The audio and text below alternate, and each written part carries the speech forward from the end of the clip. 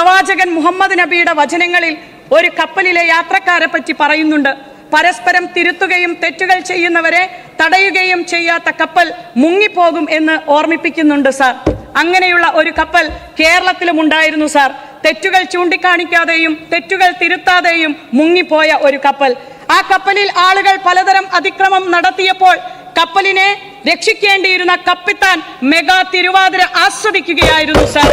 കപ്പലിലെ ജനങ്ങൾ കപ്പലിന്റെ കേടുപാടുകൾ സൂചിപ്പിച്ചപ്പോൾ പോലും കടക്ക് പുറത്ത് എന്നും മാറി നിൽക്കങ്ങോട്ട് എന്നും വീട്ടിൽ പോയി ചോദിക്കുകയെന്നും ആയിരുന്നു സാർ കപ്പിത്താന്റെ മറുപടി.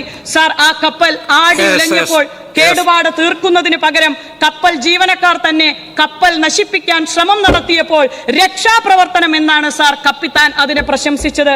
സാർ, അങ്ങനെയുള്ള കപ്പൽ മുങ്ങിയില്ല എങ്കിൽ അത്ഭുതമേ ഉള്ളൂ. മുങ്ങിയില്ലെങ്കിൽ മലയാളികൾ ആ കപ്പലിനെ മുക്കുമെന്ന കാര്യത്തിൽ ഒരു സംശയവുമില്ല എന്ന് തെളിഞ്ഞിരിക്കുകയാണ് സാർ. ഒരു കപ്പിത്താൻ മാത്രം നിയന്ത്രിക്കുന്ന ഒരു കപ്പലല്ല സാർ പുതിയ സർക്കാർ. ഇത് 102 ബോഗികൾ ഉള്ള ഒരു വിസ്മയ ട്രെയിനാണ്.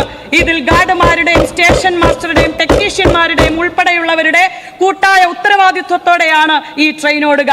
ഈ ട്രെയിനിലെ യാത്രക്കാർ ജനങ്ങളാണ് സാർ. അവരുടെ നിർദ്ദേശങ്ങളും ഉപദേശങ്ങളും ട്രെയിൻ യാത്രയുടെ സൗകര്യങ്ങളും കൂട്ടുന്നതിനും പുതിയ റൂട്ടുകൾ അനുവദിക്കുന്നതിനും പരിഗണിക്കും സാർ.